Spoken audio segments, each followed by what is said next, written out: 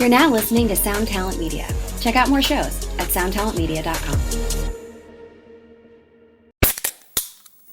Hey, what's up, everyone? I'm Matt McGachy, the vocalist of Cryptopsy and the host of the Vox and Hops Metal Podcast, where I sit down with fellow metal musicians. We talk all about their lives and music while sharing killer craft beers. If you've ever wanted to sneak backstage and share a beer with one of your favorite musicians, well, Vox and Hops is the podcast for you. This week on the podcast, I dropped a killer episode with Kelly Schaefer of Atheist. There is this episode and over 440 other ones to help you enjoy life, metal, and craft beer. So what are you waiting for? It's time to become a Vox and Hops head. Cheers! What is up, good people? Welcome back to another episode of the podcast. Thank you so much for clicking on this and tuning in. This is really a great episode. Charlton is one of the dudes behind Franklin Strap, and he tells the story of how that company got started, and it is really, really fascinating. They took a totally different approach than we did at Stringjoy. In fact, the exact opposite approach.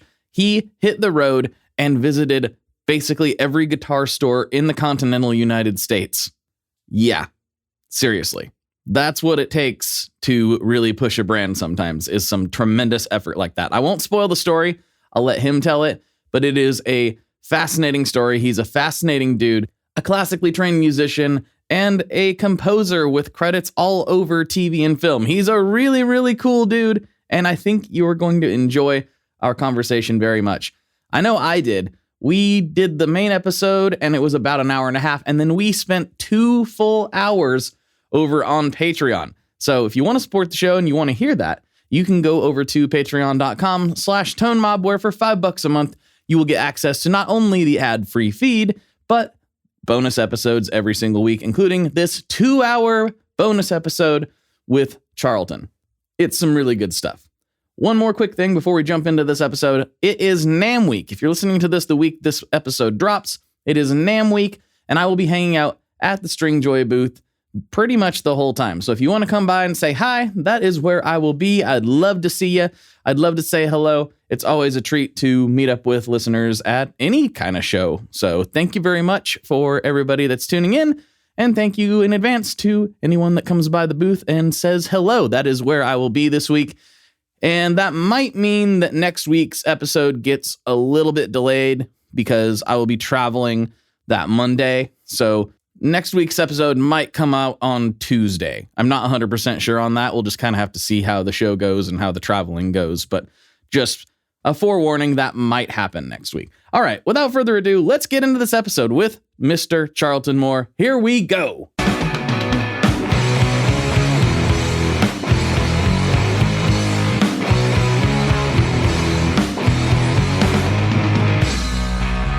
Hello, everyone. Welcome back to another episode of the Tone Mob Podcast, the show about guitar stuff, occasionally, sometimes. I'm your host, Blake Weiland. With me today, I have Charlton Moore. What's going on, dude? Hey, man. I'm, snowed in, Snowmageddon here in Nashville, Tennessee. So working from home, making capos, and doing as much as I can via email. So there you go. Yeah. I appreciate you having me, man. Well, hey, I'm glad that we were finally doing it. It was actually the fact that NAMM is next week that reminded me. It's like, wait a minute. I talked to Charlton about this at last NAMM. That's right. And we never made it happen. So let's do it, right? Yeah, man, absolutely. Yeah, speaking of NAMM, the snow really screwed up my preparations here. So fingers crossed, everything gets there and it's not an absolute bust of a show for us. So same. Like I didn't even really think about it until I talked to Scott yesterday, and he's like, "So I'm packing the crate up, but is anybody gonna come get it? Probably not for the next couple days, Yeah. So we shipped ours out. Like our people was like December 15th. I think it was a salesperson that wanted to get the sale in December. But I'm really glad I went with it. It was already there by the time, 1st of January rolled around. So your booth is substantially more difficult to set up than ours. So. Well, yeah. And you guys doubled the space, I think, this year, didn't I? I was looking at the show map. It looked like you had 2 of the ones that you had. We've always done that. Okay. Since we took that place. So I guess always, as in the 1 year we've done it so far. We intentionally took the 2 spots. Man, So, I love tag teaming that wall. It's fun, man. I do too. It's great. I love it. We're like, this is the Music City side of Absolutely. Well, it was actually completely intentional on our part. Yeah. We saw where you guys were, and we were like, it makes sense. Yeah. That looks like a good. Well, it's like it's kind of strategic in a weird way. I'm sure you already thought of this, but we're like, we can have what seems like a bigger booth without having a bigger booth. That's right. Yeah. Well, with us, it's the type of product we have. It's like in the aisle. You can like smell it as you're walking through. Like, you know, it just depends on what kind of product you have. Some people, if you're running a Martin booth, you want the sort of merchandising psychology to lure them in and stay for a while and hang out. And our thing is very tangible. It's a very, physical product and sort of an afterthought in a lot of ways in the context of our product category. So having it like that, it's actually pretty funny. We did it the first time we did that. It was like 8 years ago or more. And we decided to go like 3 weeks before. I mean, we were the last thing. We're like, you know what, let's do it. Call our rep. And they're like, we don't have any places. Like this was pre-COVID. So, spaces filled up. Back then, a lot of folks might not remember those days, but the show floor used to fill up pretty quick, and then you just couldn't show if you waited that long. And so we just decided to go at the last second, and they were like, well, we can invent a booth, like a space, like by the bathrooms and the entrance where there's usually just where the Freeman, the labor union, just parks their carts. And it historically that wasn't a place. And so they're like, well, we'll give it to you for 20 cents on the dollar. And we were like, yeah, sure. 350 square feet, 70 feet long, 5 feet in depth. And because, it's right on the aisle, we get we get a lot of the aisle, which we're not paying for. So it just kind of happens as a happy accident. So then we just kept getting it super cheap. And then it caught on and people started looking at it and they were like, well, and then we sort of branded that spot. And then now they're like, oh, it's like, it's over the average price. And they're like, well, it's a really in demand spot. I'm like, we made it in demand. You're like, yeah, I know. We were like, yeah, we did that. Yeah, we did that. And because, all the people doing it now, they weren't there back then. So they don't, it's not like you can grandfather that in for too long, but yeah, they don't care that much. They don't care. No, they need. They have bills to pay. Yes, it's true. It's true, and we pay them. Yeah, we do indeed. But I wanted to get your story. I know Charlton from Franklin Strap, but I know that there's more to that story. It's this weird kind of connection we have because Scott was talking to me about you way back in the day, but back when him and I had just recently became business partners, and he was like, "Oh, you got to meet Charlton. You got to meet Charlton." Yeah, we linked up a long time ago. I love Scott. And Scott's fantastic. He told me your story in like kind of a secondhand way, but I wanted to get it from you because, I mean, you were road dogging for a strap company. For how many years? Yeah, you don't see that. You don't see that every day. I've never heard of it. And not a capo company, a capo. Like a singular capo. Doesn't come in 4 colors. It's just like one thing, which is, one thing. If you think about it, the most perfectly branded thing ever. It's one thing that does a thing that doesn't come in any variants, and it's just the thing. And that's the genius. I can't take credit for that. That's the genius of my late mentor, Greg Bennett. But and I want to talk about that whole story. How did this unfold for you? Obviously, you play guitar. Yeah. You started playing at some point. Let's start from there. Piano and guitar. I went to music school. I'm a theory nerd. I'm a composer. Also, you can look up Charlton Moore, and it's a unique name, so all my streams pop right up. And so I work. I also own a music publishing company, so I pitch music for sync licensing and so forth. A lot of it, 90% of which is. Why is this the first time I'm hearing this? Well, it's because we're all doing it. We're all doing it, and so I guess what I bring to the table in a unique fashion would be guitar accessories and sales and branding. But we're all making music. But true. when I went to shot at Conservatory School of Music in Chattanooga, Tennessee, which is a part of the UTC and the University of Tennessee, group of four schools. One of them is Chattanooga. And so I left music school and then came back to Nashville. I grew up around Nashville. My dad was a songwriter my whole life. And we, and Chattanooga is only 2 hours away. So, I mean, it's not like I was super far away or anything, but I moved back home after school and just started doing the thing, just did the typical, get into bands, and which, being classically trained, took me, I mean, that was actually very difficult. I think I didn't really have a peer that could have walked me through that transition. It was actually very difficult to actually play in bands after a strictly classical music school. Interesting. Like, what was the struggles there? Well, it's just, you grow up in like high school and so forth, and you're playing in bands and, playing in mom's garage and stuff like that. And we used to play at Cafe Express in Mount Juliet. And that was in church, which is always in the South, is like where 90% of musicians start playing live is probably church. And, you go to school and it's very, I think the number one thing would be the communication. There's this thing called the Nashville number system down here, and it's absolute blasphemy that should have never been invented from the get-go. But you're forced to start talking. You're the language. It's the communication factor, I think, and most people don't understand, nor really should they. And with age, you start figuring it out. But first couple of years out of college, it was really difficult to rehearse and communicate and find my place. Like, what is my role? What can I bring to the table that's unique? And so forth. And what's called an applied study, which is what you have to have in a music school, which is an instrument that you're focusing your degree on, essentially. So if you're music education, for instance, then you have to have an applied study, so clarinet or piano or guitar or whatever. Okay. So mine was, unless you're if you're a performance major, then it's built in. It's whatever your instrument is your performance degree. But I did theory and composition.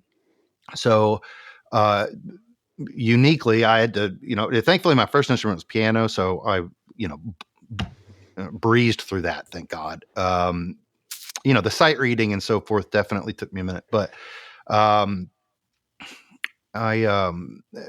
guitar was ended up being my applied study. And I learned under Dr. Mario Abril, a Cuban composer, and very terrifying and intimidating man.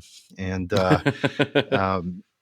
it was a heck of an experience. It's boot camp. I mean, it really is a very tough thing to go through. And they go out of their way to credit each class like 1 hour. So you end up taking like 8 classes a semester. You end up taking double the amount of classes like an English major or something. And it's all that was very difficult. But anyways, all that to say, spending 12 hours a day every day for 4 years in ensembles and communicating with people that communicate like you do, and then moving to Nashville and then trying to communicate with people that communicate the exact opposite, essentially, and with a lot of pre-assumptions that you don't have.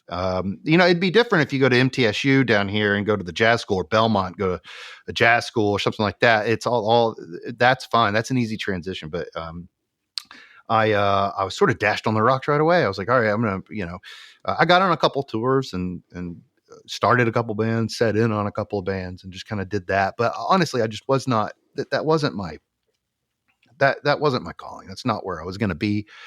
And then I'm an old man. So, as technology moved on, when you're going to school, everybody's saying, what are you going to do?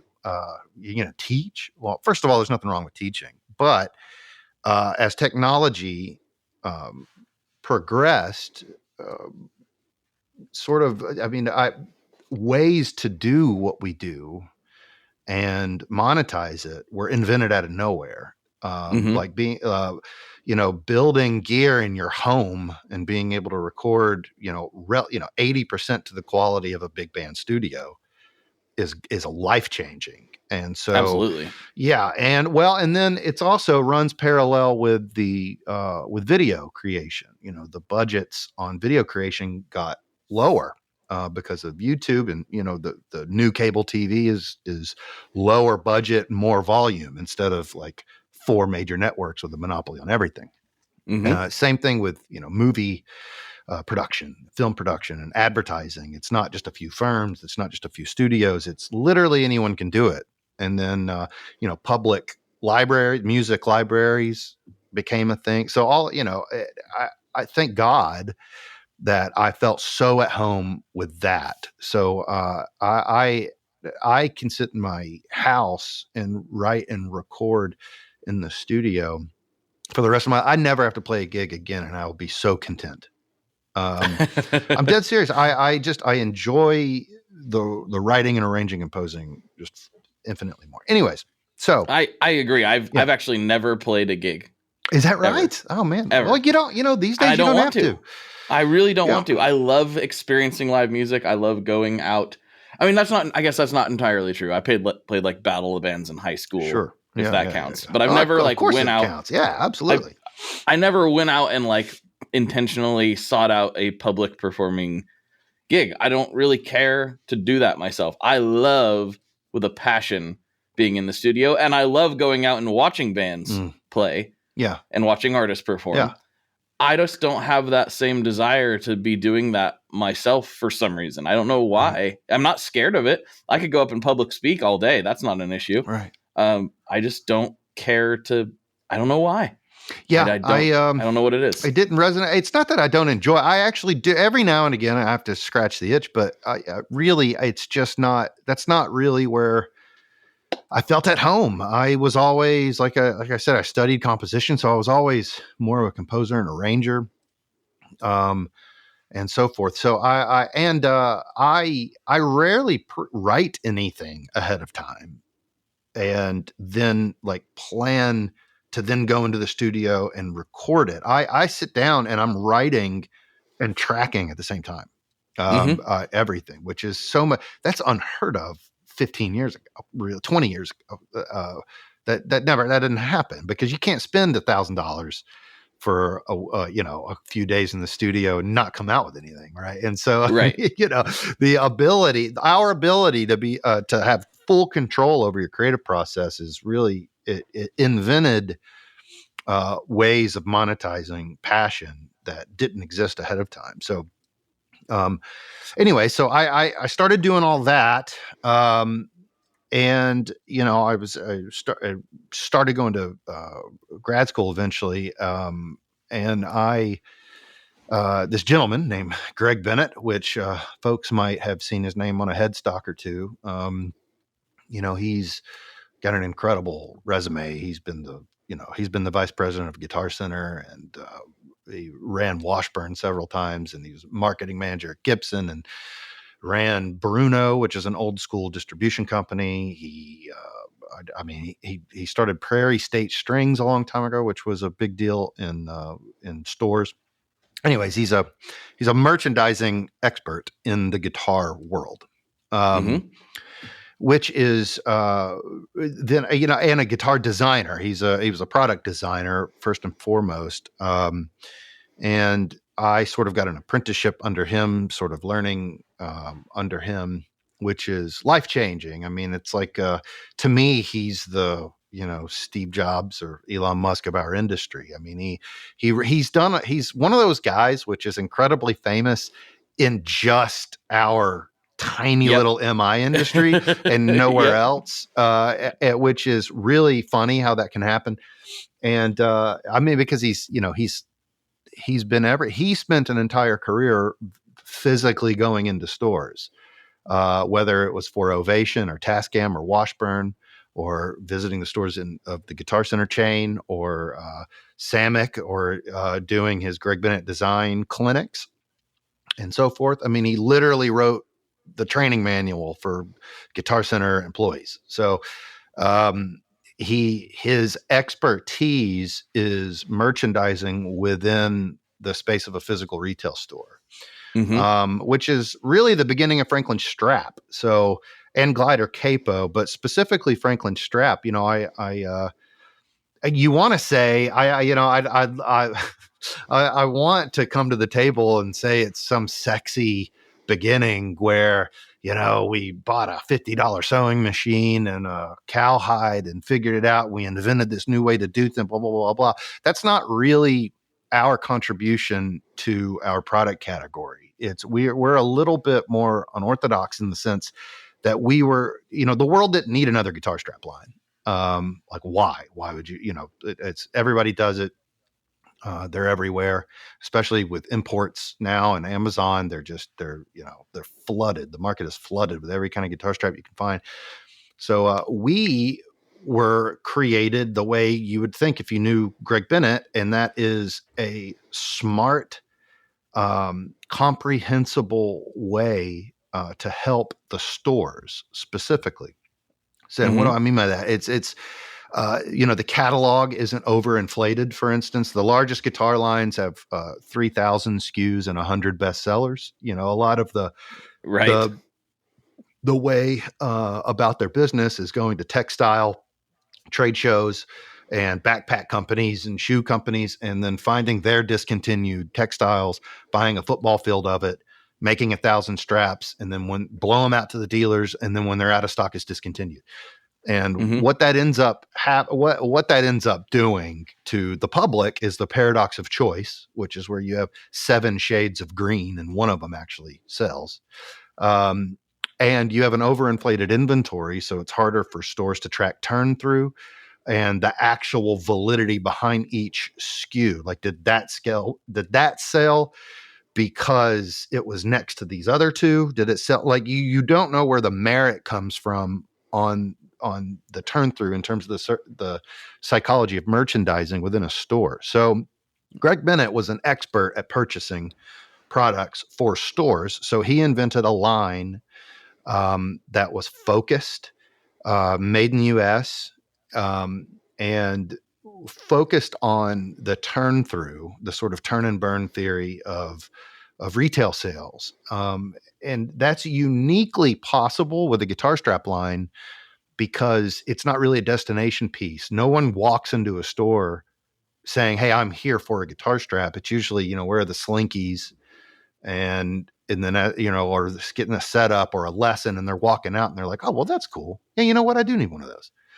And it's the, you know, the Snickers at the Mapco, so to speak. But it's always been looked at as a commodity. And what he did was essentially turn it into an actual brand instead of a random collection of stuff.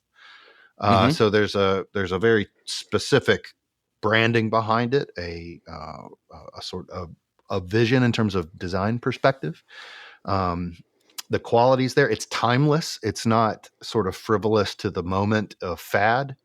And it's incredibly consistent. So we've had the same SKUs for 30 years, and it's very easy to track your inventory. Like I said, there's no 7 shades of a color. Most of our designs have like 4 options within the one design, and then each series has a different functionality. Do you want it to grab your shoulder and prevent neck dive? Do you want it slippery? Do you want it thin? Do you want it weighted and padded for distribution of weight? Do you want it's all very functional instead of here's a piece of material with 2 holes in it. Which is essentially what the industry did to the product category. So the reason our validity, our justification in a market that's already super inflated with straps is that we're the only one that makes sense in terms of a full line brand for a store. So, you know, that being said, I started traveling with him a little bit, learn the ropes. I started off just making capos and price tagging straps in the warehouse, you know, saran wrapping skids going to Guitar Center and so forth. And, you know, this is my 15th year. And of course, Greg tragically passed 3 years. It'll be 4 years this spring. And then myself and my best friend Greg Lancaster partnered and purchased the business from them, reincorporated it under Tonal Music Inc., which is our name now. And then we do the Franklin Strap Glider Capo. But I think it was 2012 came around. We had just started this boutique guitar line called Ethan Hart Guitars, metal brand, and it wasn't flying out the door because the economy was in shambles. And it was terrifying. And our chain and overseas business, it was about 15-20% of what it was the year before. And when you're a small business, that's the difference between a closed sign and an open sign. And absolutely, that's devastating. So, we essentially operated on a line of credit, bought a van, filled it up with 1,000 straps. And he says, do you want a career? And I said, yeah, I do. I'd like to go further with this. And he says, all right, well, don't come back until you have 1,000 dealers. And 5 or 6 years later, I parked the van, had 1,000 dealers, hired, reps in individual areas to maintenance the territories. But I can pretty confidently say, other than like the people doing clinics back in the day, at least I can 100% confidently say, out of our generation, I've been in more guitar stores than anyone out of people under 45, probably. There's probably a good chunk of people over 45 too. Oh, to be totally honest. For sure. Well, most of the road reps are in their territories. They're not doing it continent wide, right? So, the only difference I would say was people that weren't necessarily the people doing clinics, like the Michelangelo back in the day was like known for being the metal guy that did shows in guitar stores, and that was essentially all he ever did. Or that, I don't want to say that. Of course, he sold out arenas. What I mean is that's what he. That was what he mostly did. That's what our industry knew him as on a day-to-day basis. And that's what our industry knew. I mean, when I know even back then when someone brought his name up, and by the way, there's plenty of others too. I don't mean to just say him, but when somebody says his name, the first thing I think of is him, a guy selling tickets in a retail store. So those guys have probably, they do it worldwide. So that's wild, and over decades, and that's a whole other level. But 26 years old, driving to, Dubuque, Iowa, right. And, setting up with the Bob's House of Strings of the world and introducing them to a product they don't care about. It was an uphill battle, to say the least. I believed in the theory. The thing is when I start rambling about merchandising psychology and inventory control and turn through and systems, they just, it's a collective eye roll, especially when they're 65 years old. Who's this 26-year-old guy, talking to me about inventory control? I've been doing this for 40 years. And then, and that's, of course, I still get a lot of that.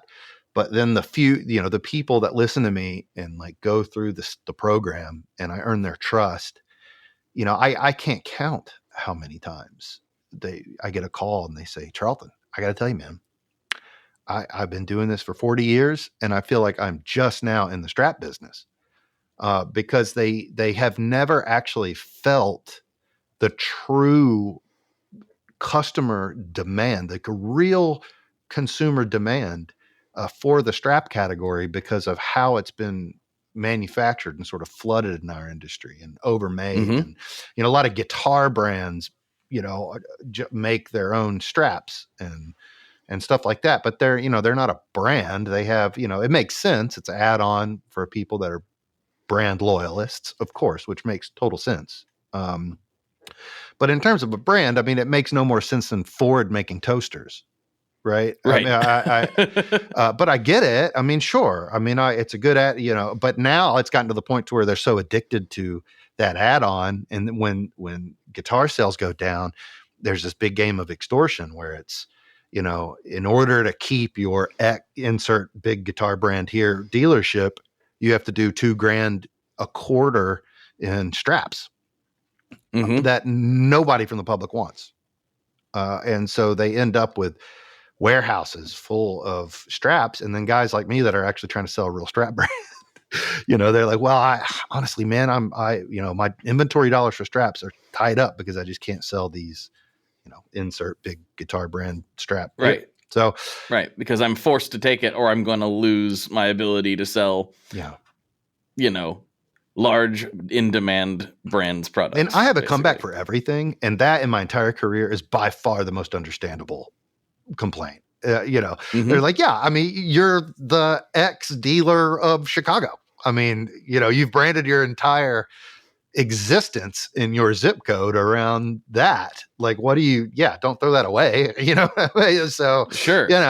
We have different tactics on trying to supplement it. But I every day I get somebody and it's like, we were we were doing 400% more in straps with you guys. But I'd rather lose 15 grand a year in strap sales and, keep my, my guitar brand. And the thing that draws people. You're right. To the store, and of course, what am I yeah. going to say to that? Like, of course you should. Yes. There's no question about it. But, so it only made sense. You can't sell guitar straps over the phone. Really, you can brand leverage over the phone like the other guys that we're explaining.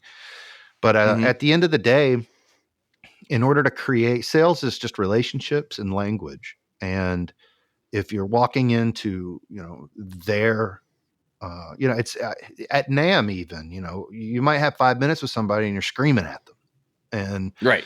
And then it's over. There's no connection. There's no, and we're at the end of the day, none of us are, we're not Harvard business guys. Okay. We're guitar players that ended up with a room full of stuff and bought an open sign. Right. And at the end of the day, that's what it is. We're not, you can point at most other industries and make a connection between like store or like retail or business savvy. But, a lot of us out here just started off guitar players and then we had no business sense and we made it work and so forth. So at the end of the day, we're human and we're emotional and we're musicians and we're physical people and we have to shake hands and we have to talk gear. And, some of the best sales pitches I've ever had was 10 minutes of accessories chat and 2 hours of just nerding out, Like, whoa, look at the checking on this one. Whoa, well, I did. It just not even about our stuff, just anything. Did you hear the blah, blah, blah? Did you, whatever, check out this new Wampler, whatever it is. It's, we're all gear nerds at the end of the day. So we knew very early on that the only way to really grow this thing was to hit the road and as best as we can. And, unfortunately, we're coming full circle, to be real. I have not traveled since then. I mean, it's been years. Well, I think you got your fill, right? Well, I did. But no one of the younger of this, of our generation. I don't know how old you are, but I'm 30. I'm 35. Okay, we're the same age. Yeah, so I'm 37, and so no one from our generation is doing this, whereas everyone in the last generation they were road warriors. I mean, you had to be, in the world of payphones and, but you had to just show up to the stores and introduce brands, and physically take inventory and so forth. And so, everything was in person, but no one from our generation really does it. So all of my current reps that are on the brink of retirement or have already checked out, there's no one really to replace them with. And, if I was selling keyboards, that'd be fine. People on the phone would be fine, but it doesn't work with us. So I went on 2 trips this year. I mean, dust the cobwebs off and get out there. And I did 2 weeks across Louisiana, Texas. I'm going back through Oklahoma in a few months. And one of my guys I sent through the Midwest. So I mean, I think we're going to slowly transition back to in-house travel. It's what they say when the stream's going one way, swim uphill or swim upstream. Right. So it's we're kind of going back to it, and it's still just as potent as ever. And thankfully, we have a legitimacy and a way to talk about our brand, and we have a consumer demand, because since then, I used to say, "Hi, I'm Charlton. I'll be in your area. What are you selling? Franklin Strats. I got Strats." And so but since then we've ran, if with the help in the early days, by help with your partner, Scott, helped us sort of educate us on advertisement and communicating directly to the public. And, and so, since then, we've gotten, 4,000 hits on our website a day for the last 6 years because of that. And so the public demand for our straps is extraordinary. And so for the first time, I'm calling, and I'm saying, "Hey, I'm Charlton. I'm a co-owner of Franklin Strap." And they're like, "Oh, Franklin, I love Franklin. Let me get the boss." And I'm just like, "Whoo, this is easier than it was. I mean, man, this is great." So thankfully, we've been able to do both at the same time, sort of grow the wholesale thing and still, maintain our legitimacy with helping stores, and then growing the consumer demand. So we're hitting them on both sides. It's people are walking in saying, "Well, why don't you have Franklin?" Yeah, I have Franklin. And so that has been an amazing process. Hi, I'm Vincent, and I'm here to talk about the Maris Mercury X. My dad's always going on and on about how cool Maris is. He really went off on one about the Mercury X the other day. He said something about a 4,800 hertz sample rate and 99 preset locations in 33 banks, and something along the lines of the most advanced reverb pedal ever devised by man? That's all true, but I only care about one thing. This pedal sounds sick. So make sure you check out the Mercury X and all the other fine products at maris.us, as well as fine retailers worldwide. All right, Dad, now can I have my Pocky?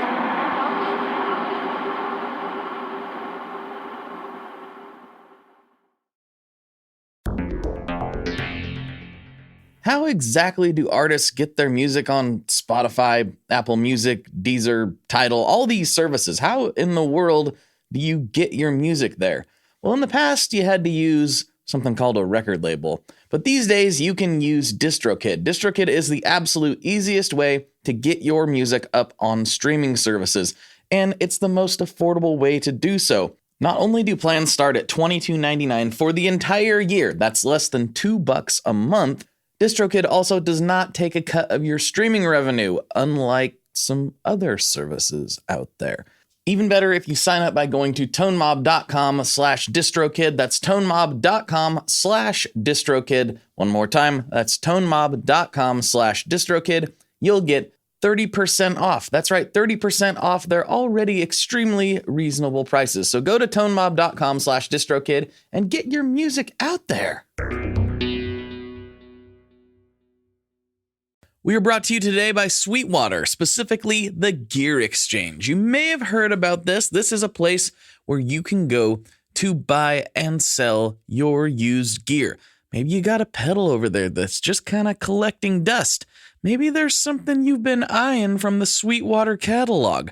Well, right now is a great time to turn that unused gear into something you're actually going to use. Even better, if you sell on the Gear Exchange, you can keep 100% of the sale as long as you choose a Sweetwater gift card as your payout method. That is not too shabby because, let's be honest, most of this buying and selling we do is just to fund new gear purchases, and that is a great way to reach a wide variety of customers and keep 100% in your pocket, or rather on your pedal board. So go check out the Sweetwater Gear Exchange and turn that unused gear into something that's actually going to help you write that next huge riff. Yeah, so the travel game. It's interesting to hear the story straight from the horse's mouth, because we're now a few years into that side of the journey, right? We for a long time, and still, this is never. You gonna guys started go away. the exact opposite, literally. Exactly. Which that's why I've always thought this was so much fun. That's why I love String Joy, because we're mirror images of each other and non-competing products. It's amazing. It's fantastic. Great. We can nerd out. Oh, it's great. And not have to worry about. Well, which I've done. I think I opened up your Chinese distributor and I believe your Brazilian distributor now, and a couple. So I go out every day. I'm telling somebody about String Joy. I mean, I'm a cult member, man. Yeah, it's all I use too. Yeah, I appreciate that very much. But yeah, it is a very opposite. But we're trying to end up in the same place, right? Yeah. So now we don't have anyone on the road specifically, though we have definitely sent them on the road and been on the road. I mean, in my area, I visited almost every store and delivered them a pizza at some point. Yeah, I show up with donuts and coffee. That's my ritual every time. Yeah. Well, you got to get clever, man. I'll tell you a real fun story in your neck of the woods. Well, I thought you were in Washington State, but I think I saw your LinkedIn. It said Oregon. Are you? Yeah, I'm in Portland, Oregon. Yeah. Okay, I have a great story. Okay, this is the story of how Charlton opened up Portland Music Company. I'd love to hear back this, when they're an interesting story. Back when they had 4 stores. I think there's only 2. I don't know, but there's still. I think there's 3. There might be 3. Now. Yeah, there at Beaverton and what was the one by the food trucks? That was the main one downtown, I think. That was the main one, and that's that one that they actually tore that building down. That's and they're in Milwaukee now, which is just a little bit right. south. That's what it was. Yeah. Well, they're still good friends, and this was back a long time ago. And this is the kind of stuff. Look, man, if you're in sales or if you're in MI and you're this is a great conversation to just get pumped, because of this side of it can be daunting. There's just so many stories are like, I had a great idea and everybody around me wants it. And I went to NAM and sold nothing. And I'm like, yeah, I mean, like, for sure. I mean, it's amazing how, the dealer thing is very, very interesting. And there's like 3 or 4 broad personalities of buyer within our industry, not to generalize, but it really is. And understanding who those people are can help over time. But so our biggest competitor would be somebody like Levy's Leathers, which is Canadian, and they, in terms of leather volume in the United States, they're first. They're first in volume in general, but I believe actually we actually might distribute more specifically leather in the United States now. But in general, I mean, they are like 8 times our size, so it's not even close. Like, I'm not trying to say that we're Levy's size. It's not even. It's anyways. But they a lot of their success comes from their infrastructure. So until recently, when Gator bought them a couple of years ago, their reps had been their reps for an entire career. So you're talking about guys that have been in the industry for 40 years, and one of their lines has been Levy's the whole time. So their potency within their area, you just can't penetrate that. I mean, it's I don't care who you are. That is very. It's, what do you say when you try to open somebody up and they're like, man, I was in the Levy's rep's wedding, married to my brother-in-law, right? You know what I mean? Like, or sister, whatever, he's my brother-in-law or whatever. What are you going to do? And it's like, all right, well, I guess I'll try back again 10 years. You want to get married? Yeah. I don't know. But anyway, so I think, who was I talking to? I was talking to one of the magazines, and guy was like, oh yeah, did you hear such and such, the Levy's rep in the Pacific Northwest is retiring. He's 78 years old, and he's calling it a day. And I said, he's retiring, huh? And he's like, yeah. And I had a plane ticket to Portland the next morning, without a meeting at all. No meeting with Portland Music Company. But that was the mentality. It was like, I have always wanted this store. We are nowhere up here. I mean, we're in Washington State, we do okay. But they're the ones. I mean, they're the ones to work with. They serve their community really well. They're a huge store. Mark, the owner, is incredibly knowledgeable and has been doing it forever. And so I just flew there with no meeting at all. I was like, look, I'm just going to get out there and I'll figure it out. And I called Carrie, which was her. I think she's in real estate now, but she, finally I got her on the phone. And before this, I would call her like twice a year, and it was just a nope. We're in it with levies. And so I got out there and I told her, and I was like, look, I'm in your area. And she was like, oh, that's interesting because, our owner's like best friend is our levies rep, but he's retiring now. And I was like, oh, is he? Man, I didn't know that. That's, served the industry well. And, and so she said, well, look, I can't take a meeting with you because until or if every single one of our GMs signs off on this, because I can't, and understandably, completely, a centralized buyer has to buy things that their staffs are passionate about. I mean, you can't, that's the whole point. Why else, run a guitar store than, sell stuff that you love. So and I said, look, hey, fair enough. Fine. So I called each individual location, set up a meeting throughout the course of the week with each one, showed up to each one with, wide-eyed, bushy-tailed, coffee and donuts, and had a great time at each meeting. And then as I'm leaving, every time they're like, and mind you, they haven't had a meeting like this so personalized to them because everything's bought centrally in probably a long time, especially with straps. So that, the attention, the camaraderie, they were all my age. Right. So it really was potent, and they, a lot of them knew who we were already. And that was great. And so I as I'm leaving, I'm like, oh, by the way, do me a huge favor, man.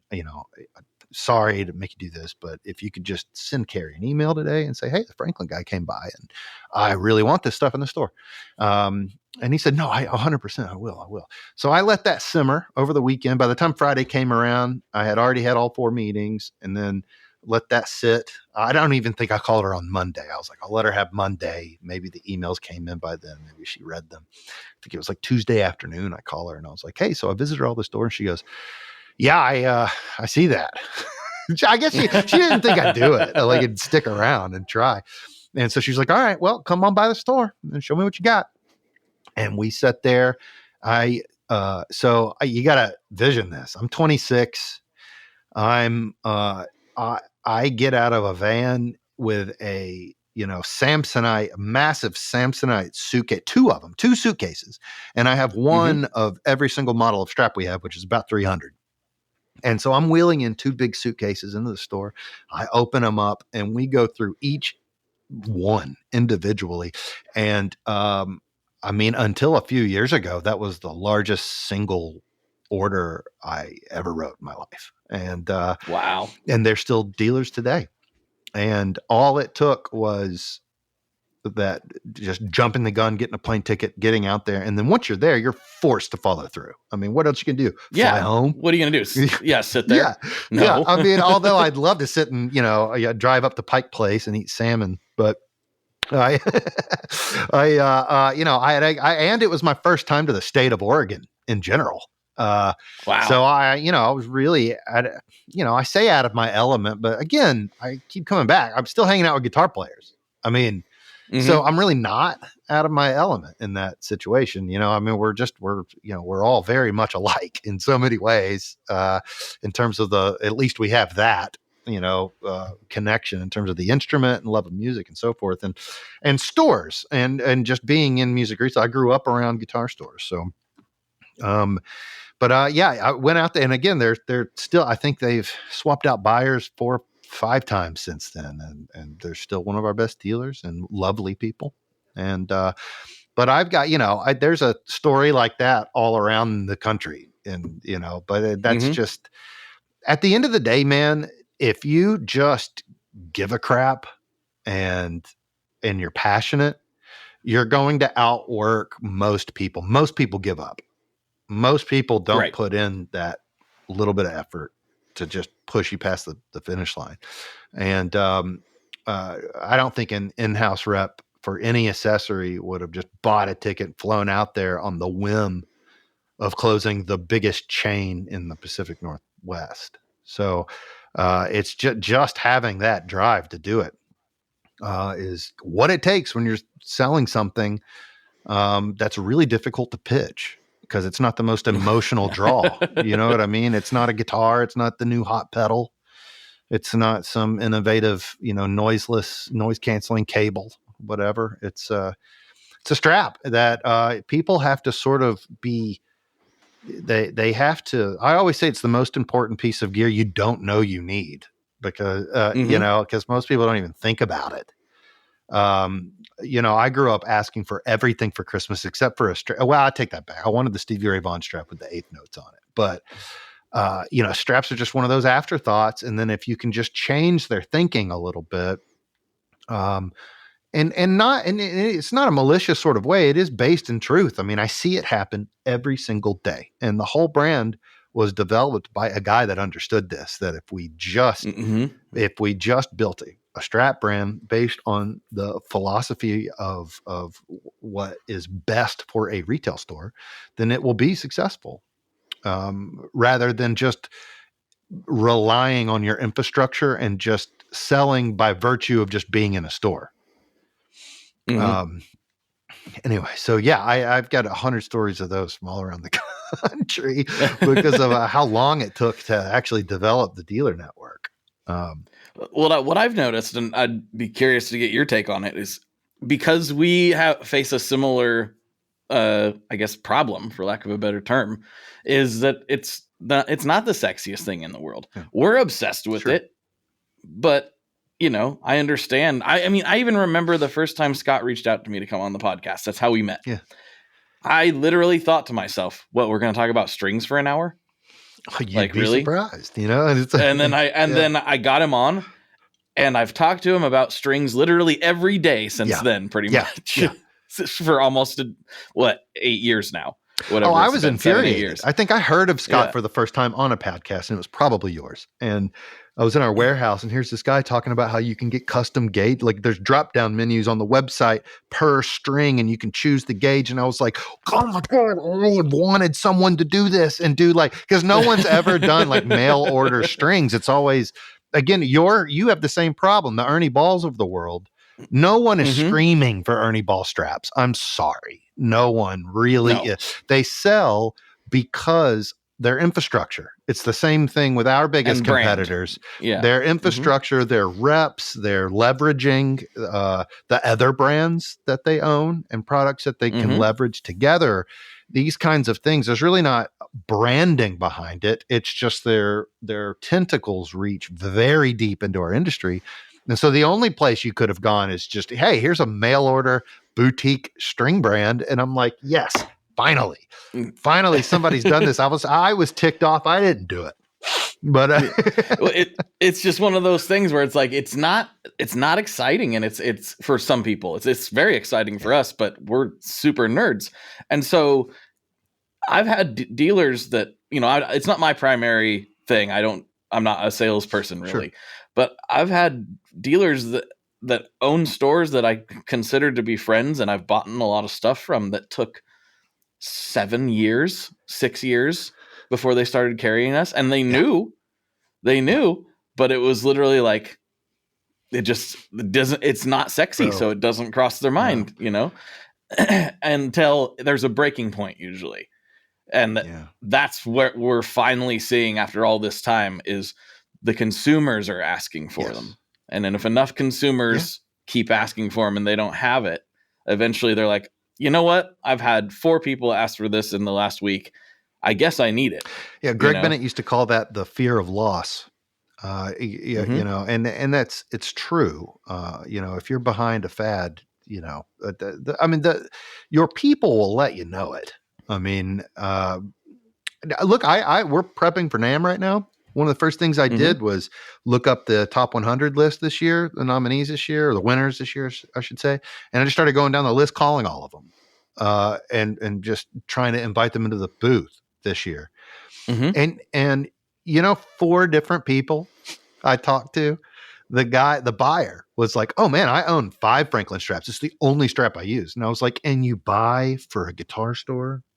Right. And you don't have my straps in your store, my man?" So you're a brand loyalist of Franklin Strap, yet we're not good enough to be in your store? I don't get it. But I do. Dude. I do get it. Once you travel and talk to stores and you understand how they work, you start realizing what it is. And it's a lot of these big distributors, the Commands of the world and Jam and others. There used to be a lot more, but they come in and they've got a 2,000 page catalog of everything you can think of. There's violin bows and reeds and grease and drum heads and strings and straps, and the guy walks in with the catalog, and it's mostly digital now, but I mean the guy still the same principle applies. And they say, "Yeah, let me get a little bit of that, a little bit of that, a little bit of that, a little bit of that," and I don't know, throw $200 of straps on there just to fill it out. And that, when you're managing 3,000 SKUs in a store, taking an extra 10 minutes to fine tune just your strap inventory doesn't seem like the best use of your time on its face. And that I don't blame them for thinking that either. It's because the people that dominate our product category, and I would include strings in that, just over-the-counter accessories in general. The people that dominate those spaces in terms of manufacturers, they play into that, and of course the distributors get 30 points right off the top. So the pricing is, you're already losing money because of that. But, they're saving them time. It's a one-stop shop. They're filling up everything. They've designed straps, in my particular case, they've designed straps to just sort of fill up space on the wall to appease the store. It's not necessarily because they want a turn-through system. They don't have the same merchandising prowess and legitimacy, I believe, that we do. So their experience with strap sales is limited to just that. So why would they know any better? Their experience with strap sales is their experience with strap sales. And until you show them there's this whole other thing that they could be capitalizing on, they don't know any better. So I don't hate dealers for falling into that. It's really the fault of the strap manufacturers at large with lack of branding. And like I said earlier, just discontinued textiles from other industries. There's no real design point of view. It's just a straight line with 2 holes. I mean, it's, there's no reason why the public at large would even buy into a brand identity with a strap, because there's no 2 straps look like they're a part of the same line until you look at Franklin and you see everything has the same minimum level of quality, refinedness, and in-tab shape. It's all very consistent. You can look down our entire catalog and any 2 straps look like the same people made it, which it plays into brand identity. So when you tap into that merchandising psychology, they can do so much with a product they thought they've seen it all with. And so, but the problem is getting them to trust you to experiment with it. And 100%. And then thankfully in our situation, the hardest job is getting into the store, because we've never had, I have an open door policy. I say, look, man, it's a great talking point because it puts people at ease. And it's like, look, man, if you call me in 4 months and you're like X and X SKU just won't move. I wasn't comfortable about it to begin with. Definitely not comfortable about it now. Okay, send it back. Absolutely. Send it back. We'll credit your account. We'll send you something will turn through, something you have a sell-through history of, and blah, blah, blah. I mean, there is no risk. You're not stuck with $100,000 worth of Gibsons, okay? This is not the same thing. Do you know how many times I've had to live up to that?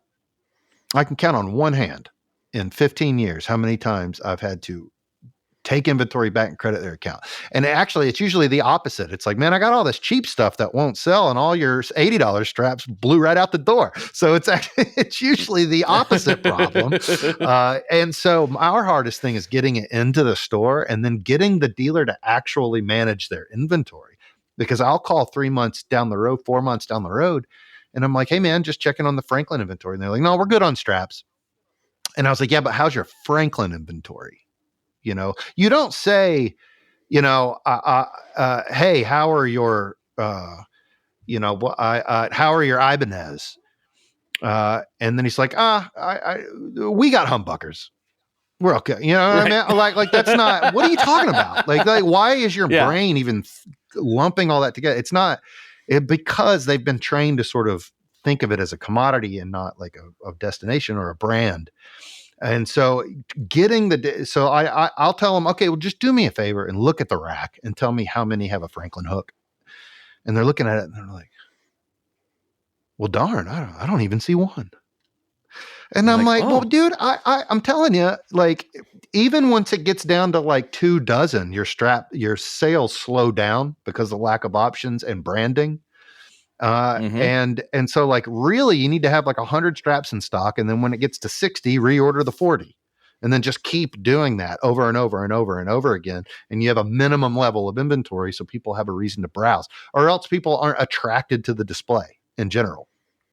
Oh man, we just ran into this exact scenario. Well, first of all, our Bounce 10s are the biggest sellers by far. And the amount of times I've walked into a store and they have no balanced 10s. Yeah. And they're oblivious to it, probably. is absurd. And then, but furthermore, we had a dealer, you know, this is the first time we've actually heard this in a while. Man, these aren't really moving for us. We're like, oh, let's look at what you got. Oh, you only ordered 9s. Yeah.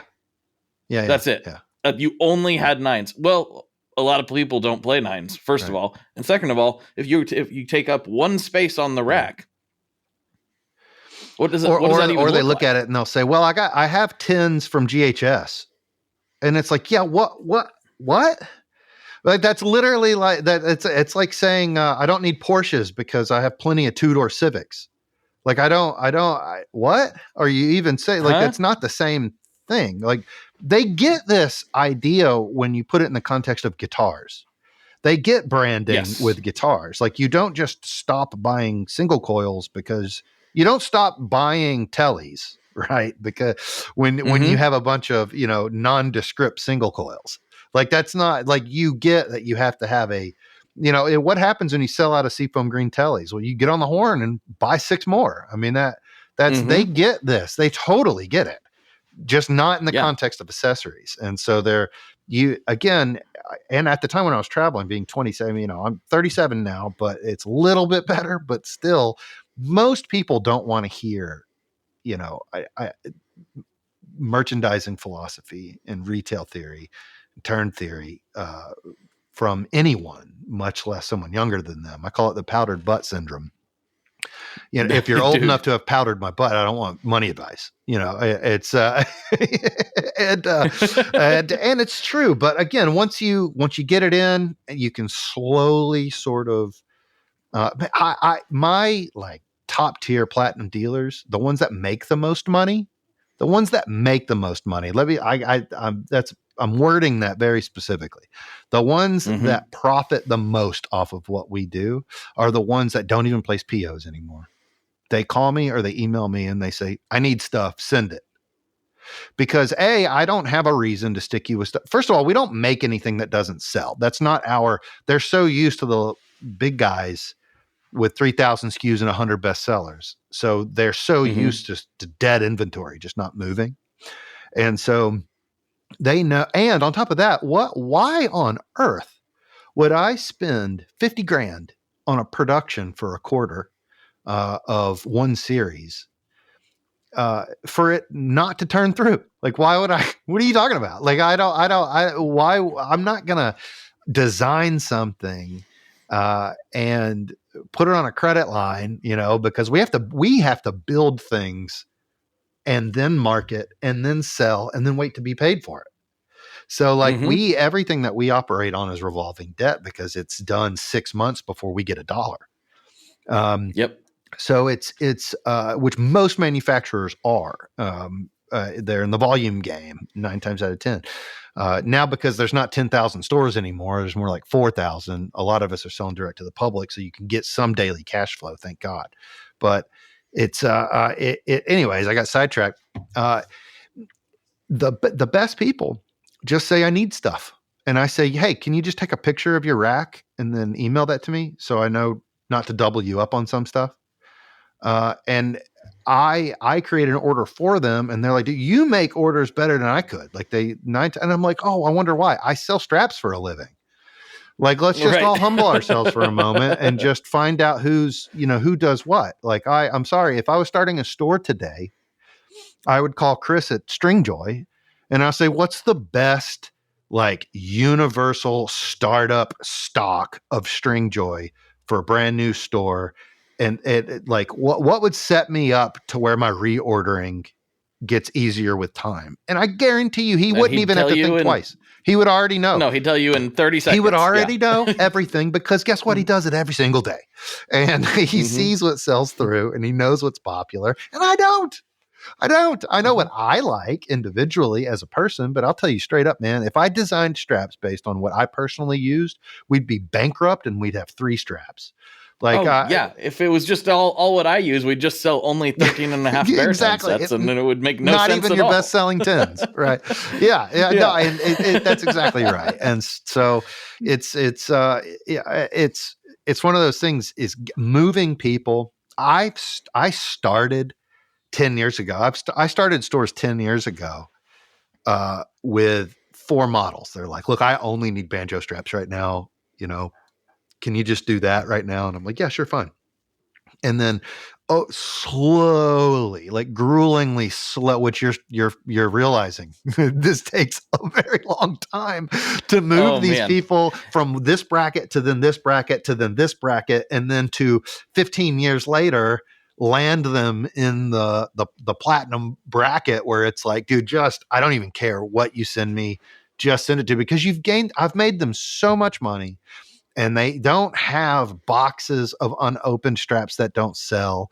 They know they're in good hands and their job is taken care of. And it's going to be, whatever they receive is the best for their situation. And so, but look, and understandably so. I'm not mad at dealers for having trust issues. Come on. There's a lot of crap out there, dude. But that's the struggle. That's the business we're in is educating why you're different and why you matter and your legitimacy in the market and what you can do for their store. And then slowly but surely their sales, they're not idiots. Slowly but surely, their sales report will validate every single thing that you have told them. But they can't just take it on its face. So it takes a minute to get them there. But, once we're all in this together, okay, I only succeed if they're succeeding.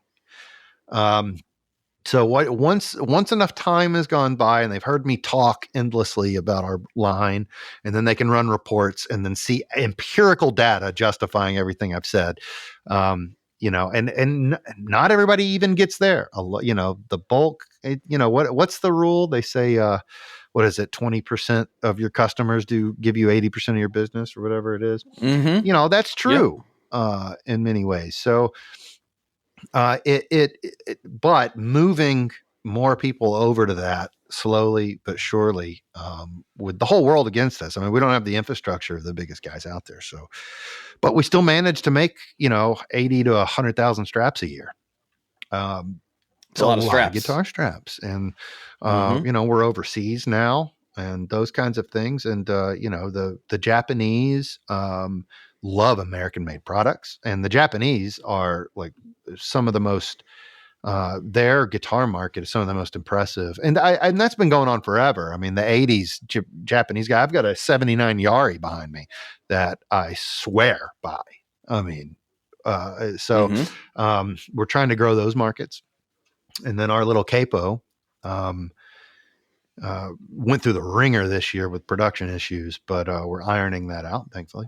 Good deal. But yeah, the struggle is real in terms of gaining the trust of store buyers and so forth. But look, in our industry is uniquely sort of old school. So you have to sort of do both. You can do the, new school email blasts and phone calls and, eat clever emails and so forth. But to sprinkle a little physical visits in and trade shows and tailored attention to certain individuals goes a really long way, given, we're not selling washer and dryer sets here. The people involved with this are emotional, physical people. And so playing into that, it can be very helpful in selling your accessories. That's one thing that I think gets lost in the world of people. I mean, we've seen it at NAMM and a million times at this point. They come up with an idea. Sometimes it really is a brilliant idea.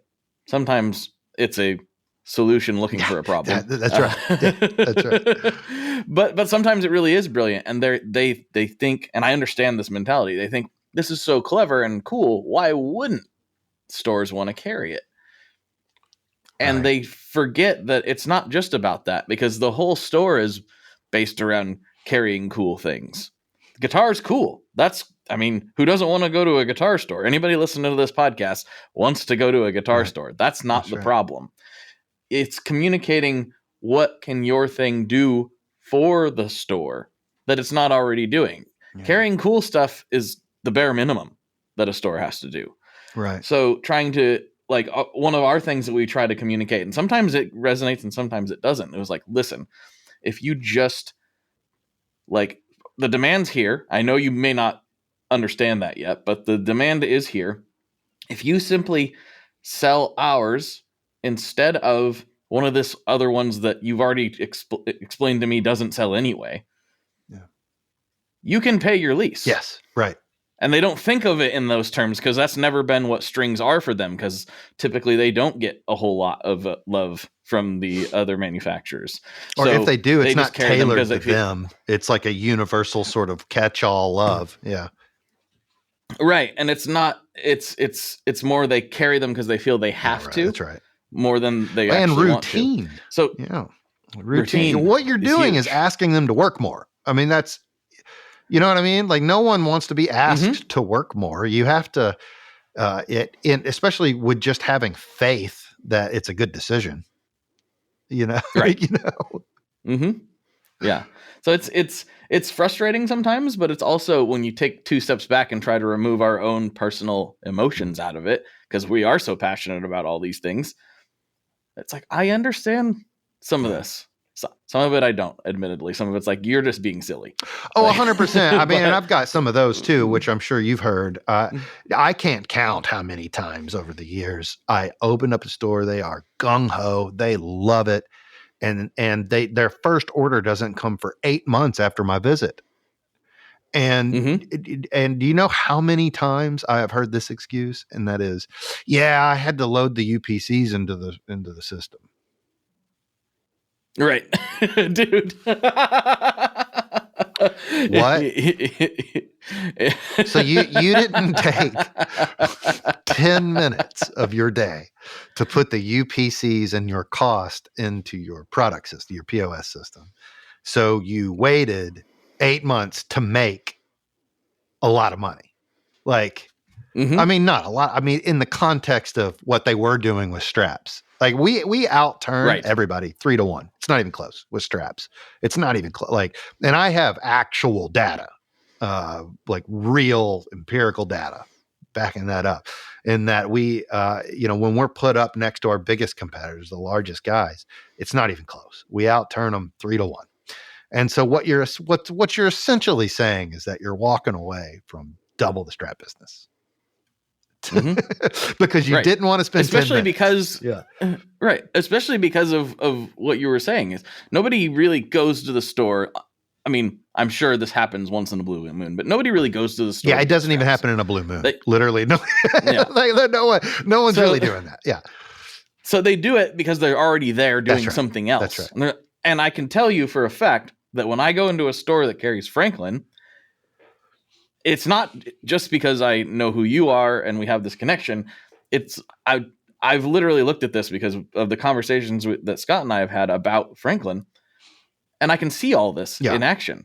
I go over and I'm like, well, these are the ones that my eye is drawn to, even if it said some other name on it. Yeah. If it said Bill's Strap Company, I'd be like, wow, look at these. These look interesting. And I want to go over, and they're the first ones that I touch. And then if I touch any of the ones that are, it's all physical. It's like, I don't want that. I want this one. Oh yeah. Okay. It's a little bit more money, but I'm literally going to wear this on my back for hours. Yeah. Yes. It's a great investment.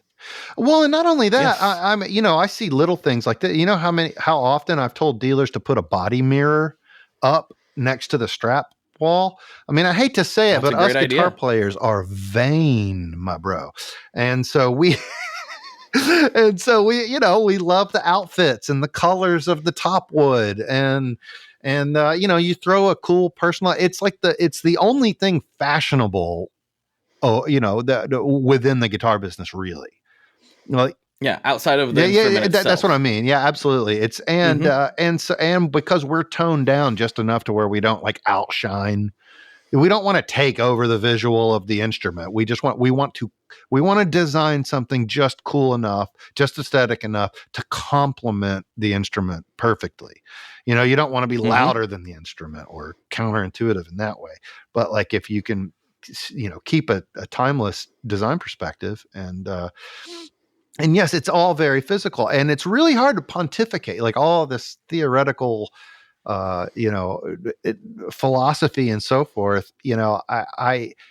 It's like doing a TED talk and then it hits them. It's like, are we still talking about guitar straps? Like, why do you have so much to talk about in terms of guitar straps? And I'm just like, look, you're doing a lot. The thing is that you're just doing a lot of things wrong. And like, you don't walk into when's the last time you walked into like a Macy's and the Arizona jeans and the Levi's jeans, and the Wrangler jeans were all three piled up on one table and mixed in with each other like that? It's never happened because these people spend millions of dollars in educating themselves on retail theory and merchandising theory and the psychology of merchandising. So that's why we offer wooden fixtures to some dealers and so forth. But at the very bare minimum, separate the lines, and maybe don't stock 6 brands, maybe stock 2 brands, maybe,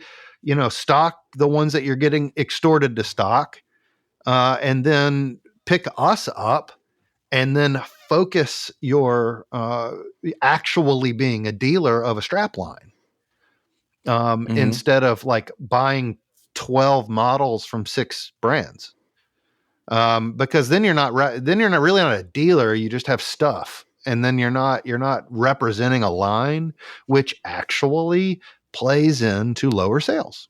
It does. You have to you don't spend 120 grand to become a Fender dealer and then just buy Jaguars. Like, like that doesn't make any sense. So so they get it. It's just in accessories. It's hard for them to justify what they believe the time that it takes to actually like fine tune that. And again, I get it. They're open to the public. People are walking in all day. They've got things to do, which is also why we love placing their orders for them. As long as you tell me what you have in stock, I will double your strap business.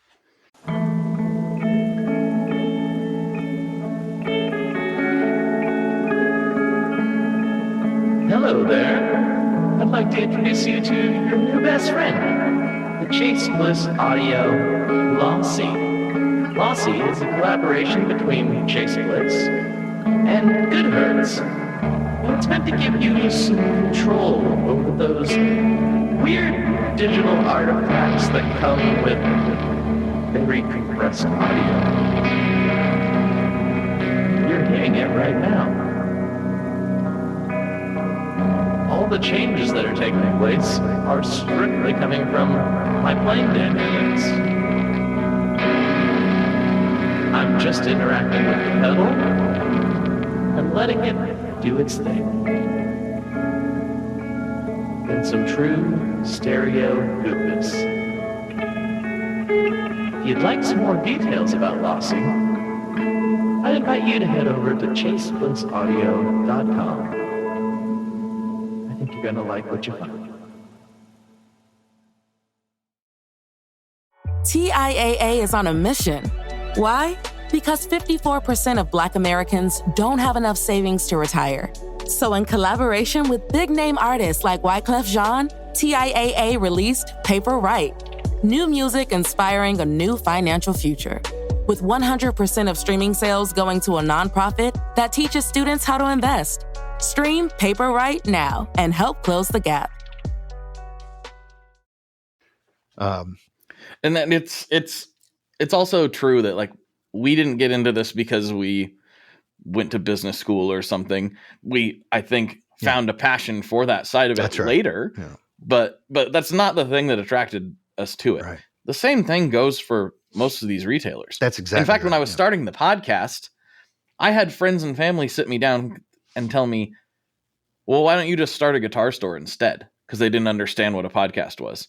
And I was like, I understand why you are saying that, but also a guitar store is an extremely difficult business to make work in this day and age. It's really hard. So that's the other side that we've kind of had some tongue-in-cheek jokes here, but the other side of it is a guitar store as a business is super challenging. It's so hard. And my sympathies are with them because it's a struggle. At the end of the day, if they say I don't have, I'm sitting here talking about, well, spend 10 minutes to do that and do this. Well, they got to sell guitars and they got to sell amps and they got to sell microphones and whatever, the bigger ticket stuff. And there's usually a couple people that's right. there. That's exactly right. Mm-hmm. And so that's why I always have to preface these, some of my rants here in that I don't blame them. However, just like anything else in life, if you can create a routine around something, it will be beneficial. Especially if it's something that you usually don't treat that way. I'm just trying to make the case that we're the only brand that you can actually buy and track and stock like a guitar brand. And that's the case. It's making that case. And immediately people are skeptical when you're like, oh, you're the only one to do a thing in the strap brand. Yeah, I'm sure. And I'm like, well, I just so happen to, I think I'm correct. It's just sheer experience. I've looked at strap racks, thousands of strap racks, and I have seen what has absolutely failed, and I have seen what absolutely works. And it doesn't matter what town you're in. It doesn't matter. It's always in your display and how you track your inventory. And again, I don't blame them. They have enough to do. It's like the guy I was telling you the other day when you call and I say, how's your Franklin inventory? And he's like, I got straps. Mm-hmm. And it turns out he's like, dang, I guess I sold through all of it. And I'm like, well, really, man, 2 months ago, you should have caught that and restocked it because how many could you have sold up until now? And you just missed out on all of that. The turns matter. It's everything with accessories. It's everything. Mm-hmm. Because if not, then you're just talking about, you're barely talking about your light bill for 1 month at the end of the year. If you're not participating in a turn through, it's pretty easy, man. Get one of 50 different Franklin Strap models. And then in 30 days, if it's down to 30, buy 20, but get 2 of those 20. And then just keep rolling that in that fashion until you're having to get 6, 7, 8 of one model and 2 models and 3, like the top 5 models, because you're missing out on those other 7 straps that could have sold, or maybe the one person would have got 2. It turns into like if you focus and you're thinking about accessories a little more actively, it turns into the equivalent of, wow, I sold 5 to 20 more guitars this month. 100%. on the face of it. It's like if you pay attention a little bit more than you already are, because everyone thinks about like, oh, like they're never not going to have a Squire Telly. Right. They're always going to have a Squire Telly in there. And what we're asking you to do is carry the cost equivalent of a Squire Telly that could completely change like your cash flow. Yeah. And that, well, you just nailed it, is that you don't need a sales guy sitting next to add on what you just said. The great thing about an actual strap brand like ours, not a line of unrelated stuff, is that you don't need explanation. You don't need a sales guy sitting next to the strap rack. It's very aesthetic and super subjective. So if you are merchandising correctly, that's your sales guy. So it takes very little effort. It's hands-off sales. It truly is. With the exception of maybe saying what you personally use or something like that, but it's usually not that conversation is usually not in the context of brands. It's usually in the context of function. So like a sales guy will say, well, I like a slippery fit to my shoulder. So you might want to, if you like that, you might want to look for material like this. That's not really, that's not a brand conversation. It's a functionality conversation, a construction conversation. But with it's sort of Greg Bennett used to call it a sales ecosystem, a strap rack, like a well-stocked, well-branded strap rack. Like ours are these nice wooden fixtures. It's like our entire NAMM show with the bolts, hooks. Our booth fixtures are essentially what we send to stores, just half the width, and it's the fixture looks like the strap. I mean, that wood looks like nice leather. The brand, the curvature of the top wood looks like the shape and complements the shape of our end tab and things like that. It's all branded in this nice little package that was designed by the late great Greg Bennett to be an attractor, a magnet of the human eye. So here's an actual designer, an actual guitar designer that understands shapes, understands headstock shapes and bodies and everything that draws a human being into an aesthetically pleasing item. And he made a strap line around it. So if you have it well stocked, every line, every single line, every design perspective of every single thing that we do is correlated, and they're not a juxtaposition of each other. They don't, it's actually so well thought out that no one else making a strap has even thought about that kind of architecture that goes into the sort of psychology I'm talking about. It's these aesthetic things that act like a magnet, and you have those fixtures. And I mean, we could put a fixture in a town with 20,000 people in it and quadruple their strap business. I mean, it really doesn't matter where it is because it's human nature. We designed a line around human nature, which was the brilliance of Greg Bennett right there. And so, it's just, getting them to give me the opportunity to show them. And they have to care enough to first. And then they have to, and that, which is why I always say, we have an open credit system and so forth. So they're not stuck with inventory, but, right. But yeah, you got to minimize the risk for them because they're already risking a lot. Yeah, absolutely. So, I don't know if you're a capo guy, but have you ever used our little glider? I got a couple of them here. I've not. I've seen it, of course, but I've never used it. It's an interesting little guy. So funny thing, this last year, Magenta is a large business, very large company, and they bought out the rubber mold company that we use, that we've used since the 80s to make these rollers. And they immediately were like, okay, we're just like any hedge fund type company that buys out a mom and pop. They're like, all right, well, we're only making molds for Nissan and everyone else can screw off, So here, I went off and, doubled our export in our first 2 years in charge and immediately lost the supply. But I mean, we make them here in Nashville, Tennessee in terms of assembly and so forth, but we have to get these little rubber parts molded to the steel. And, right. Makes sense. And, so anyways, we finally, my partner just lived in their rear end all year, just every day. Are we on the table? You building today? You building today? Building today? I mean, we just got annoying until they were like, okay, make these dumb capos for these people.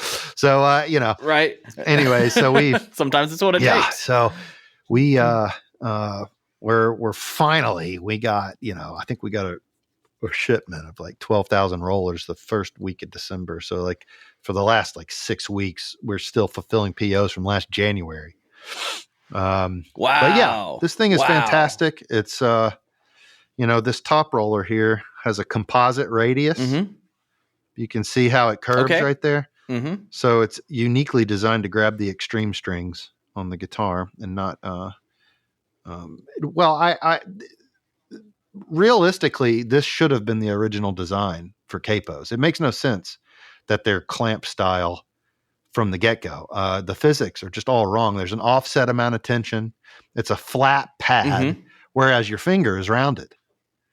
So right, and everybody knows that fretboards have a radius to them. That's exactly right. So the idea, so instead of so they've made a clamp style thing, which by the way, thank God they didn't, or else I wouldn't have a brand. But it's. And also there's tuning issues because as the string guy, the reason why capos pinch you out of tune every time you reposition is because when you put them on, it stretches the string. And then when you remove it, it contracts back in. And then when you put it back on, it stretches it again. And then you wonder why you're out of tune because you're constantly stretching your string. So this doesn't have to be removed in order to reposition. You can just roll it up. And so it's the only capo on the market that maintains your tuning after repositioning. And this particular rubber composition was specifically designed to not mark up the back of your neck like everything else. But nice. I love our little capo. Yeah, I remember an ad with Greg in it where he was sliding it around while playing. Still running every day. Yeah, we try to do a few videos a year. There's only so much, it's one of those things I get all the time in the comment section. It's like, who's actually moving it around like that in 10 seconds? I'm like, well, nobody. I mean, nobody. But do you advertise a Ferrari in traffic? Yeah, I mean, right. You have to. I have T-3 seconds to grab your attention and maintain it. And if it took a minute before I repositioned it, it wouldn't be very entertaining now, would it? So the point is we move it around a lot because it's obvious that they're maintaining their tuning. So you're not going out of tune. So I'm sitting there for a minute long. I've modulated 18 times and not once did I have to tune. And that's the point of those type of ads.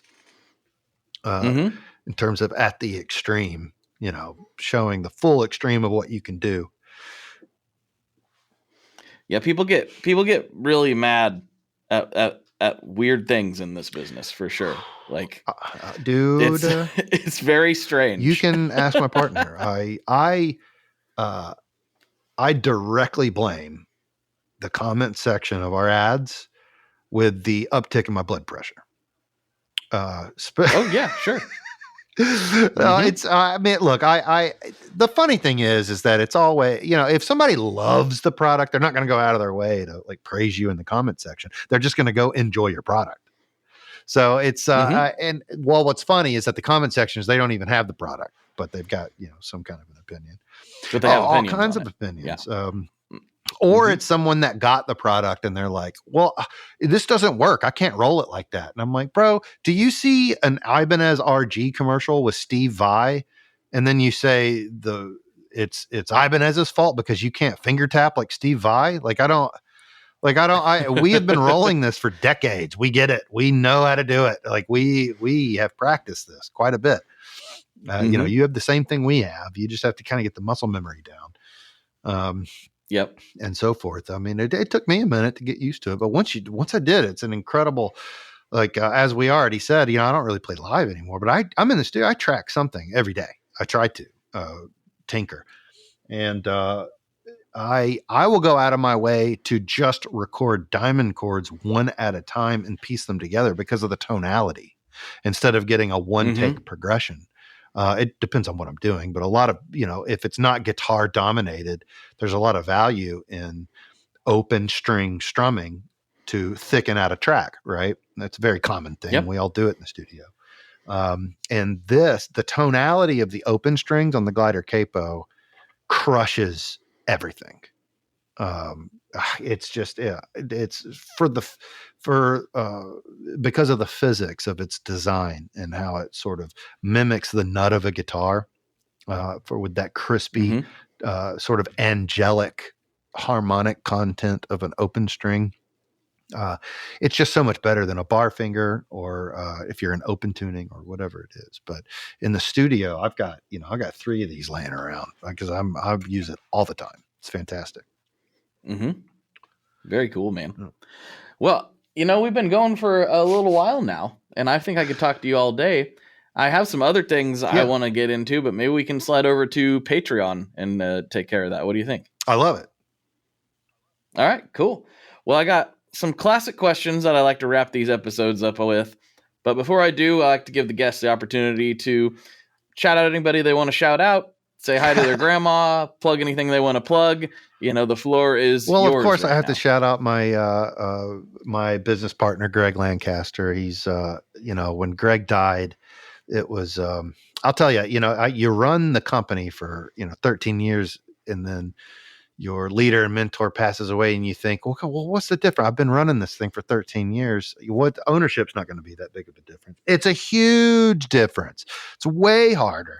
So I couldn't have done this without him. So and then of course, shout out to all our dealer network and all our guys we work with every single day, because we would be absolutely nothing without our stores. Nice. Very good. Very, very good. All right. First of the classic questions. Here we go. What is your favorite Boss pedal? My favorite Boss pedal. Oh my goodness. Okay. Probably the specifically the DD7, because it was the first time they put a looping option on it. Yeah. Okay. Yeah. Yeah. That might have been the 6. Now that I think about it. I think it was the DD6. It might have been yeah. I think it was a 6. Forgive me, boss. My buddy Chris at Boss is killing me right now. I'm sorry, buddy. I love Boss. The DD6 is a good pull. Any of the Boss delays are a good pull. I love Boss. Great. It's a great company, great people. I actually work closely with them all the time. Yeah. Yeah. Very cool. That's awesome. I did not know that. So much. You're a mystery man. Look at you. It's a very incestuous industry. You're if you're in it long enough, and you know everybody really. Well, that's also very true. I've discovered that within the first year. I was like, wow, this is a little bit more tight knit than I we're the realized. biggest little industry. Yeah. Yeah. I think that's accurate. All right, final question. Here we go. What is your favorite kind of pizza? Oh my goodness gracious. Okay. So the probably all right, De Portnoy. Let me turn on my De Portnoy. I like, what do they call old pepperoni? Yeah, have you ever heard that terminology? I'm not sure. Not just pepperoni, but like old world pepperoni. I think I think it's what it is. I think it's like kind of the rougher cut, thicker. It like things curls up, and like the grease is sitting in the pit of it. Yeah, the smaller ones. Yeah. You give me extra that on a nice New York style thin with a good undercarriage. That's the jam. Mm-hmm. Yeah, I like that. You got a specific pizza? Not really. I wouldn't say, down here we can't really compete with like the Northeast. Yeah. It's just not, we're just amateurs down here. No. 5 points, solid. I like 5 points. And then Smith and Lentz, that brewery, has some really good pizza too. So if you want to check that out, you know what? I know the brewery. I went there on New Year's Day, and I got the exact pizza I'm talking about. Yep. I have photo evidence. I'll show you. So that's actually really funny. You just said that, because I had to remember because that was the name. I was some friends of mine and myself got a Airbnb with a rooftop so we can see the fireworks. On New Year's Eve, and Nice. it's directly across the street. It's next to the Barcade and all that right there. Yeah, man. Uh-huh. I was just there. That's funny. That's my home. Nashville's my home away from home. So I love it. I'm pretty your familiar. stuff. I dig it. Yeah. We can talk hot chicken. All right, now I'm going to get snobby. So yeah. I like it. All right, we'll slide over to Patreon. Sorry, wow, my throat just collapsed. Blah. For Charlton, this is Blake, and as always, folks, good luck and good tones. All right, folks, there you have it. I know we got pretty businessy on that one, but it's been a while since we've had a businessy episode, and some people really, really enjoy those, so I was glad that the conversation went there this time, especially with a dude who has such an opposite approach from what I'm familiar with, yet one that also works. And if you enjoyed that and you want to hear more about his film composing and things like that and how the nuts and bolts of that industry work a little bit more, we talk a lot about that on the 2-hour bonus episode that is over on Patreon. So if you go to patreon.com/tonemob, $5 a month will get you access to those episodes. Huge shout out to everybody that does that. It helps an incredible amount. It really, really, really, really, really, really, really, really, really, really, really, really does. But if you can't do that, I totally understand. I would just ask that you share this episode with a friend, share it with somebody who you think would get some benefit out of it. I'd really appreciate that very much. And also, it's coming to YouTube too. So audio gets it first because that's the system we've kind of built here. But I am posting stuff on YouTube. The Phil McKnight one went up this weekend. So if you go over to the YouTube channel, if you want to see us talk about this kind of stuff. So thank you very much, everybody. I'll talk to you on the internet very soon. One last thing before we totally sign off here. I just want to remind you that if you do any shopping at Stringjoy, that's Stringjoy guitar strings made in Nashville, that will help me out as well. As I've said for years, I'm heavily involved in that company, and I really do think they're making the best products on the market. So if you would like to try custom strings, go to tonemob.com/stringjoy and check them out today. I seriously love what the team down there is doing. I help them out with all kinds of things, and by you supporting them, you are also supporting me as well. And hey, you need some strings, so why not get some custom strings just for your guitar and playing style? Again, the link for that is tonemob.com/stringjoy, and that will take you right to their website, and you can do all your shopping through there, and that will help everyone involved out. So thank you very much. Talk to you next time. We are brought to you by the wonderful folks at Gun Street Wiring Shop. Yes, Gun Street Wiring Shop. I've talked about them before. I used to say based out of Bend, Oregon, but guess what? Sean moved to my neck of the woods. Sean's in Portland. Sean is awesome and has helped me with a bunch of stuff lately. And if you have wiring needs for your guitar, he can help you too. If you want to get weird with it, he can get weird. If you just need to spruce things up a little bit, there's your guy. He takes all the guesswork out of doing your guitar wiring, and he makes it simple, and his customer service is top-notch, and I can't say enough good things about Gun Street as a company. I really respect Sean and what he's all about, and the product is top-notch. I've got 3 different guitars that now have Gun Street harnesses in them, and I could not be happier. So go to gunstreetwiringshop.com and check them out. Hey, this is Chris Swinney, formerly of the Ataris and currently host of That One Time on Tour, part of the Sound Talent Media Podcast Network. Have you ever wondered what it's really like on the road? The highs can be euphoric, but the lows can be crushing. Join me every week as I chat with industry pros about what it's like living out their wildest dream and, in some cases, their worst nightmare. Past guests of the show include members of NoFX, Pennywise, Bad Religion, and more. Listen and subscribe at soundtalentmedia.com. Hey, this is Dewey Halpus, host of Peer Pleasure on the Sound Talent Media Podcast Network. Join me each week as I explore another long-form conversation with one of your favorite musicians, actors, comedians, or creatives. From Chino Moreno of the Deftones, John Gorley of Portugal the Man, to Fat Mike from NoFX and Ian Mackay from Fugazi and Minor Threat, we go all over the map. From Fall Out Boy to Slayer, Peer Pleasure has it all. Check us out now on Sound Talent Media.